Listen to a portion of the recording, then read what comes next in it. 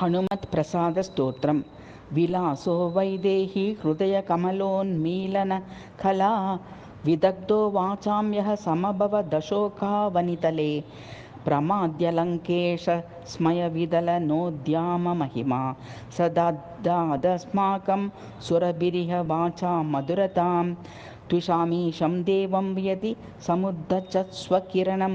सुरद्रोमर्मन्वानः फलमिति परिपाकमधुरं ग्रहीतुं तं मातुर्बहिरवरत्नेव जठरात् समुद्युक्तो यो भूत्सः वितरतु घाटे मम गिरां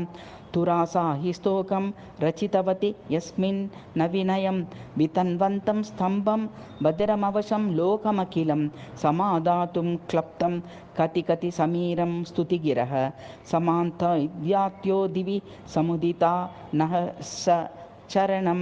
तपस्तत्वा तीव्रं जगति शरदां यच्छतमहो सुराणां सर्वेषां समभिलषितं चाप्य सुलभं तदस्मिन् ब्रह्मास्त्रं समजनीयया कुण्ठितबलं नमस्तस्यै शक्त्यै प्रणतजनगते भवतु मे पुरस्तादुल्लोलोचलदलदुवि चीतरलितं पयोधिं संवीच्य द्रुतगलितधैर्यै कपिकुले जजृम्भे गम्भीरा तनुरद्महेन्द्रक्षितिधरं यदि या दिव्या सा भवतु मम भव्याय महते महावेगे तस्मिन् तरति जलधिं साह्यविदये समायाताः केचिन्न परिगणिताः कार्यवशतः विनश्याद्विशासे मरणशरणे दुर्गतजने सुखं वा दुःखं वा किमु कलयते कार्यपरता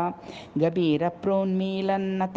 वलितनाभिविलसितं मदोद्यलोलम्बद्युतिरुचिर रोमावलियुतं सुमन्मीलत् सान्द्रत्रिविलज्जित गङ्गाबुललितं नताङ्गी वृन्दं को भवति विमुखो वीक्ष्य यदृते स्फुटन्मल्लीमाला कलितकबीरा भाररुचिराः समक्षत्वच्चोच्य द्वयविहत कोकीमदभराः समृद्ध्य तारुण्यानिशि विवसना वीक्ष्य युवती विनां तं धीराग्र्यं जगति गणयेत् तुच्छमिह कः त्रिलोकी कल्याणी त्रिशवन पराणामभिमता त्रयी वेद्या स्तुत्या त्रिदशः पति सन्त्राणि पूर्णा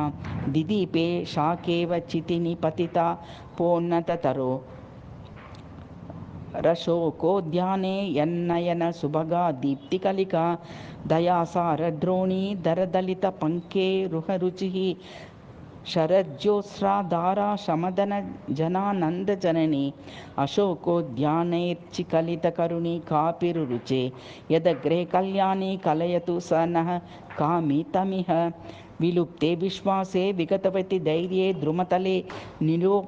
निरूपाभिर्हंहो विनयहरहिताभिः परिवृतौ निदेशे यो भावः समजनिरहो भूषणवरे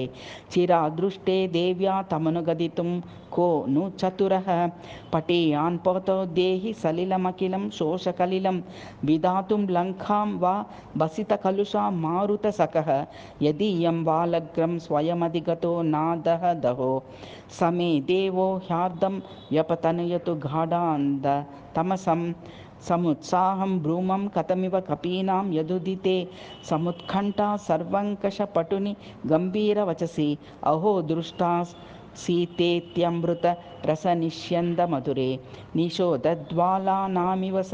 जयतान्मातृवचने यदा नीते सान्द्रस्फुरदनुपमानन्दलहरी यथा धेनोर्वत्सेस्रवदिव जगन्मूर्तिहृदये स देवी मूर्धालङ्करणमहिते दृष्टिविषये